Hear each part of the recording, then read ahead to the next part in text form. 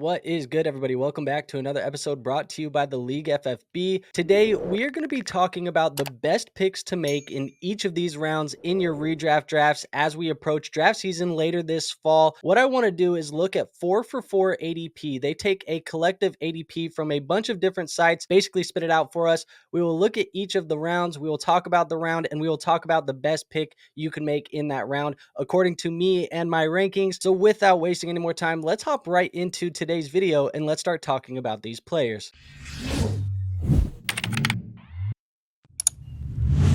So starting it off in the first round, this is currently what the ADP looks like. You got Christian McCaffrey, CeeDee Lamb, Tyreek Hill, Jamar Chase, Breece Hall, Bijan Robinson, Justin Jefferson, Amon-Ra St. Brown, AJ Brown, Puka Nacua, Jonathan Taylor, and Jahmyr Gibbs. So obviously lots of great players in the first round. Really, if we were talking about the best player, there really are no bad picks in the first round, but really I think the best pick from a value standpoint is going to be Amon-Ra St. Brown. Now, you look at what Amon-Ra has done over the course of his career, he's consistently got better and better every single season that he's been in the NFL. Now, last year was his best year of his career so far. You look at what he was able to do, top 5 in fantasy points per game, targets, target share, and red zone targets last year at the wide receiver position. I think this is a player who Dan Campbell just wants to feed him the football. If you guys watch the show Receiver on Netflix, Dan Campbell has nothing but great things to say about Amon-Ra St. Brown, and rightfully so. I think he's going to continue to be fed. And look at this offense. They really haven't added anybody this offseason. They lost Josh Reynolds. Maybe we expect some of those targets to go to Jameson Williams if he breaks out, takes a step forward. Nothing's really going to change here. Amon-Ra St. Brown, he should still be an elite wide receiver for us. And he is the last of that elite group being drafted. So you are getting him a little bit later in the first round. That probably is going to make him the best pick for me. Now, looking at the second round in the ADP here,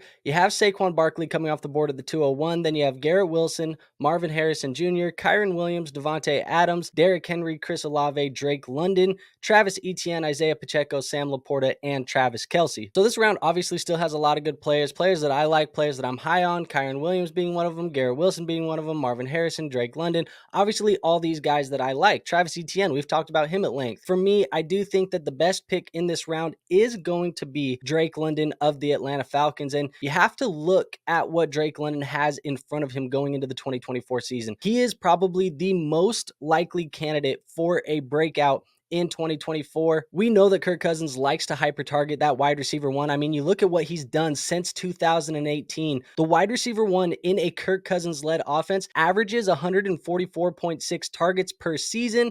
And that means that London would see more than 8 targets per game. Now, in those games that he sees more than 8 targets, he performs as a wide receiver one for fantasy football. So, yes, you kind of have to piece the puzzle together. It's a little bit of an equation, but it does mean good things for Drake London in this offense with Kirk Cousins. Now, obviously, he has all of the talent in the world. He has the big playability. And you have to think about how he was drafted in comparison to guys like Garrett Wilson and Chris Olave, who we obviously love in the fantasy football community. He was drafted right in the same breath as them. So I think this could truly be the year that Drake London breaks out.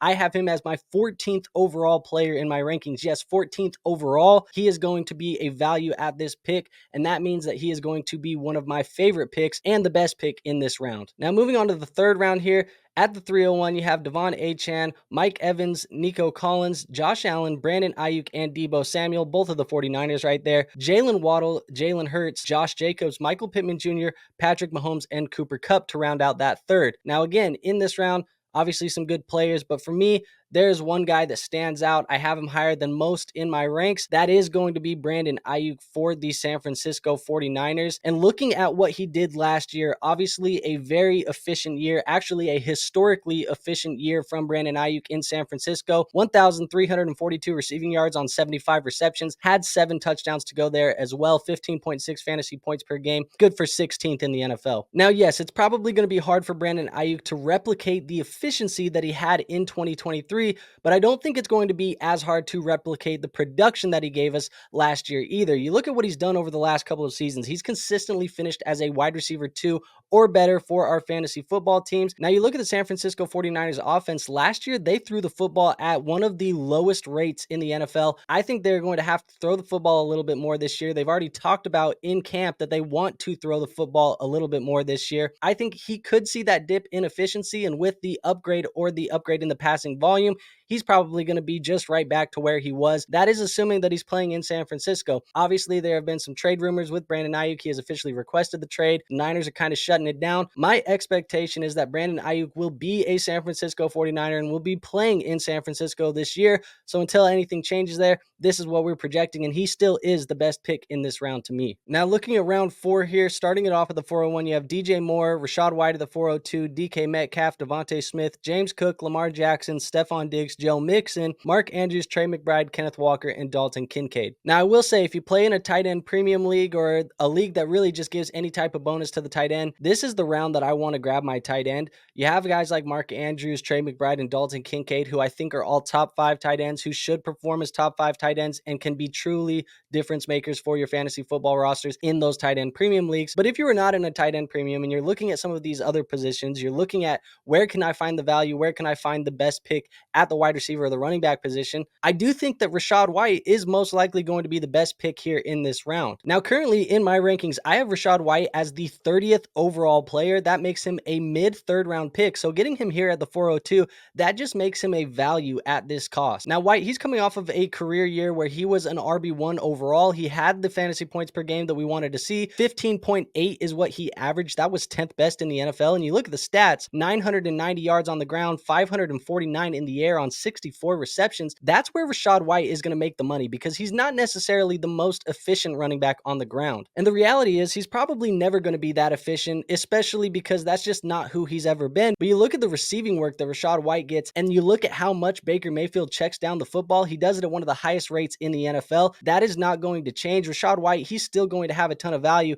And some people might be scared of Bucky Irving. I feel like Bucky Irving has this little cult following. I'm not worried about Bucky Irving this year. Even if he takes a tiny bit, you're still probably going to get high-end RB2 numbers from Rachaad White. He is still a guy that I think has a very safe floor and somebody that we can expect to give you that high-end RB2, maybe low-end RB1 numbers again here in 2024. Now, moving on to round 5 here, starting at the 501, you have Malik Neighbors. Then you have CJ Stroud, Amari Cooper, Zay Flowers, Alvin Kamara, Tank Dell, Anthony Richardson, T. Higgins, George Pickens, Kyle Pitts, George Kittle, and Christian Kirk to round out that 5th round. Now, this round as a whole is probably going to be pretty exciting because you have some of the younger guys. You have the guys that kind of broke out last year as rookies, Tank Dell, Anthony Richardson, CJ Stroud. You even have the rookie and Malik Neighbors in this round. So people are going to get excited and want to draft those guys purely off of that. But to me, it came down to 2 players in this round, George Pickens and T. Higgins. But I do think that I am just going to lean T. Higgins in this scenario as the best pick, but you can't go wrong either way. Now, obviously, last year for the Cincinnati Bengals wasn't ideal. It was very injury-riddled. Joe Burrow missed time. T. Higgins missed time. Lots of players just didn't really play for the Bengals last season, so they kind of just didn't have a good year. And I think that mixed with the offseason drama of T. Higgins wanting a contract and getting the franchise tag and all of this other stuff has kind of gave a dip in value to T. Higgins in his current draft cost. Now, to me, it kind of feels like people have forgotten just how good T. Higgins can be in this offense. I mean, I look back at 2021 when him and Jamar Chase were here. He gave us top 12 fantasy points per game numbers as a wide receiver too in his own offense. And then even in 2022 when he was healthy, he was still giving us top 25 numbers from a fantasy points per game standpoint. So he can still be this wide receiver too for our teams, but he's not being drafted as such right now, being drafted outside of the top 25. And as we look at this Bengals offense and try and project what it could be moving forward in 2024, you have to account for the fact that Joe Mixon is no longer here. He has left town. Zach Moss came in to replace him. And then no more Tyler Boyd. Obviously, Jermaine Burton drafted to replace him. But those are 2 players who have been significant pieces of this offense over the last couple of years, no longer here in Cincinnati. I think what this is going to result to is a more kind of pass-heavy offense for the Cincinnati Bengals. Obviously, they are going to be leaning on Jamar Chase and T. Higgins as the 2 top contributors in this offense if that is the way that they go. Now, if that is the case, you're getting the dip on Joe Burrow and ADP. You're getting the dip on T. Higgins. We all know how good Jamar Chase can be. I think at this current cost, you're buying T. Higgins at his floor. I think there's a lot more room for improvement. And because of that, I think T. Higgins is the best player to pick in this round currently at his cost. Now, moving on to round 6 here, we'll kick it off at the 601. You have David Montgomery coming off the board there, followed by Aaron Jones, Joe Burrow, Evan Engram, Terry McLaurin, Keenan Allen, Dak Prescott, James Conner, Zamir White, Ramondre Stevenson, Kyler Murray, and Calvin Ridley. Now, if you wanted to wait on the quarterback position, this is definitely one of the best rounds that you can go to get the quarterbacks. You have guys like Dak, Joe Burrow, Kyler Murray. And obviously, if you've been watching this channel, it is a no-brainer. You know who the hell I am picking in this round. We're taking Kyler Murray of the Arizona Cardinals. Now, obviously, you guys know that I felt like this was the best pick. I've been saying it all offseason. I continue to say it. I'm sure you guys are sick of hearing me say it. Kyler Murray is a damn value currently at his ADP. It doesn't matter what you play in, Dynasty, Redraft, Best Ball, whatever it may be. He is a value. I have him as a top 5 quarterback in 2024. He is not being drafted as such. So no matter the league that you are in, Kyler Murray is going to be a guy that I am all for you getting at this current cost. Now you look at these redraft leagues and you look at those one quarterback leagues where you kind of reward the rushing type of quarterback. Kyler Murray, he obviously has the wheels. He has the ability to run for a ton of yardage, and he has the arm to throw. Doesn't even account for the fact that he's gotten a Maserati in Marvin Harrison Jr. now in the desert there in Arizona. As I mentioned, top 5 QB in my rankings. I feel like I've talked about him at length, so I'm going to keep this one short and simple until Kyler Murray moves up to where CJ Stroud and Anthony Richardson are currently being drafted in their ADPs. He is a no-brainer automatic pick for me anywhere and everywhere until he gets moved up into that ADP range. Now looking at round 7 here, starting at the 701, you have my boy Jayden Reed. Then you have Chris Godwin, DeAndre Swift, Najee Harris, Hollywood Brown, Jordan Love, Raheem Mostert, Rashee Rice, Jonathan Brooks, Deontay Johnson, Jake Ferguson, and David Njoku. Now, for the most part, this is the round where if you haven't got a tight end, I suggest getting one. Jake Ferguson and David Njoku, those are really the last of them that I want to invest in at a high cost. And this round has a ton of good wide receivers as well. I think you could take any of them, but I think the best value in this round is most likely going to be at the running back position. This is a round where you can get the running back 2 on your lineup, specifically DeAndre Swift and Najee Harris.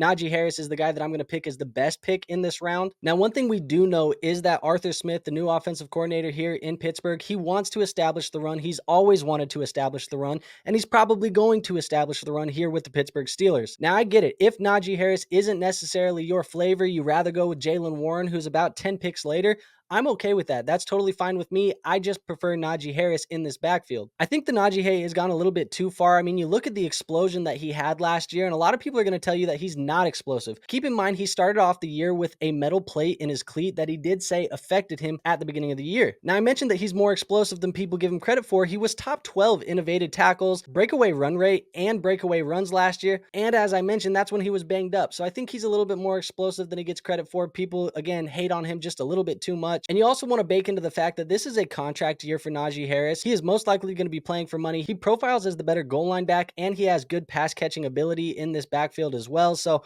all of that considered, plus the resume of 1,000 yards in every single season as a starter here in Pittsburgh, I think he's just the perfect running back 2 for our lineups, and somebody that it's not going to be a sexy pick. It's not going to make the league mates go, oh my gosh, I had him on my board when it comes down to that pick. But most likely at the end of the year, he's probably going to be the pick that you look back and say, yeah, that was the right pick, and he is the best pick in this round. Now, moving on to round 8, I have to say, full disclosure, this is probably one of the worst rounds that we looked at all day. I don't really love any of these players, but kicking it off at the 801, you have DeAndre Hopkins, Tony Pollard, Jordan Addison, Jaylen Warren, Zach Moss, Rome Odunze, Ladd McConkey, Christian Watson, Brock Purdy, Brian Robinson Jr., Xavier Worthy, and Austin Eckler. Now, this is the round of the ambiguous wide receivers, the rookie wide receivers, the unknown.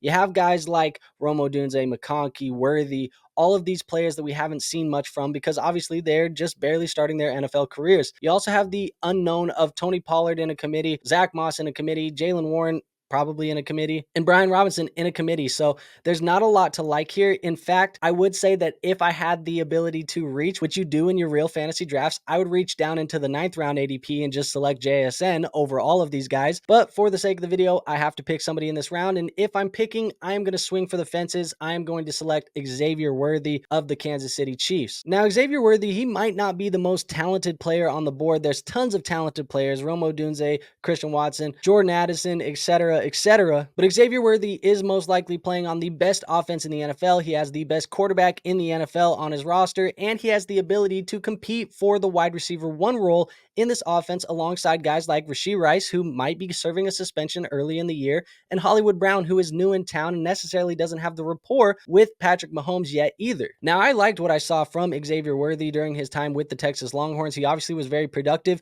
going over 1,000 yards in his last season there with Adonai Mitchell alongside him. him. And we obviously know the 40, that was a combine record. He is blazing fast. We've seen the highlights on Twitter already as well. He is going to be a deep threat in this offense, and they're probably going to start throwing the football downfield a little bit more as well. So because I don't really like any of the players strongly in this round, I am going to swing for the fence. And if you have the chance to get the wide receiver 1 for the Kansas City Chiefs, by all means, that is a pick that I'm going to be making. So that is why I think Xavier Worthy is most likely the best pick in this round, despite me not really liking any of the players in it. Now, moving on to round 9 here, you look at the ADP starting at 901. There's JSN. He's a guy that I said I would probably reach on in the 8th round. You also have Javonte Williams at the 902, Jayden Daniels, Tajay Spears, Brock Bowers, Devin Singletary, Nick Chubb, Keon Coleman, Tua Tagovailoa, Brian Thomas Jr., Cortland Sutton, and Dallas Goedert. Now, there are players that I like a little bit more in this round. Like I said, I just wasn't a fan of round 8, but I do think that the best pick in this round is going to be a rookie, and it is going to be Jayden Daniels of the Washington Commanders. Now, this is a very similar argument to Kyler Murray, especially when you talk about the rushing upside and wanting to get a quarterback with that ability for your fantasy football leagues. And the reason why I say that is because Jayden Daniels has the ability to absolutely break fantasy football. He is one of the few quarterbacks in the NFL that has the ability to rush for over 1,000 yards in 2024. And he's already shown us that, because you look back at what he did at LSU in 2023. This is a guy who almost went for 5,000 yards and 50 touchdowns, and 1,100 of those yards were on the ground rushing the football. Now, the receiving options in Washington, as they currently sit, are not that great. You have Jahan Dotson, Terry McLaurin, Luke McCaffrey. Not a ton of great options, I think, to throw the football to, but we have had rumors of Brandon Aiyuk maybe wanting to reunite with Jayden Daniels here in Washington. And as I mentioned, even if the receiving options stay as is, stay put, this is a player that can rush for 1,000 yards. And I like the pairing with Cliff Kingsbury because, like Kyler Murray, he helped him kind of play to his strengths. I think he can do the same thing with Jayden Daniels. And even if he doesn't develop as a passer, which I think a lot of the people are worried about his development at the NFL level,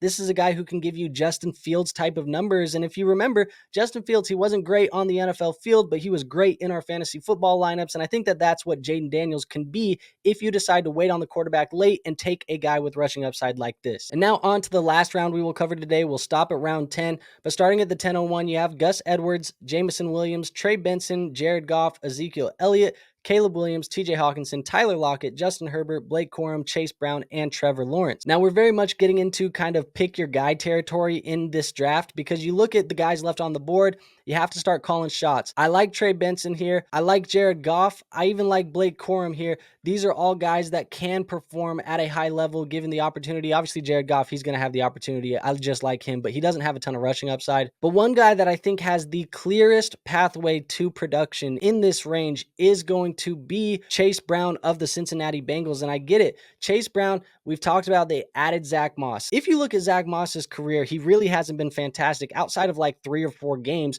for the Indianapolis Colts last year. Now, we also talked about how Joe Mixon has left this offense, and that has left a massive hole of opportunity in this rushing game for somebody to come in and take a step. So I do think that Chase Brown, he was drafted here. He has the athletic profile. He's good in the receiving game. I've already talked about the Bengals wanting to possibly pass more in 2024. You just got to kind of take a sprinkle, and I don't blame you if you want to go with Blake Corum because he's more talented than a guy like Chase Brown, or you want to go with Trey Benson because you think he's more talented than Chase Brown. I just think that there's a chance that Chase Brown sees opportunity quicker than those guys if we're not trying to project an injury. I think he actually can be a contributor alongside Zach Moss, or even overtake Zach Moss as the year goes on. So like I said, I don't really blame you if you want to go any of those ways at the running back, but here's where I want to take a shot on a running back, and I'll shoot on the ambiguous backfield of the Cincinnati Bengals. So there you guys have it. Those are the best picks in the 10 rounds of ADP currently right now. And later this week, we're going to be doing the worst picks in each of those 10 rounds. So make sure that you subscribe and hit that notification bell. That way you guys see that video when it does come out, because we are going to talk about the ugly as well. The good, the bad, the ugly.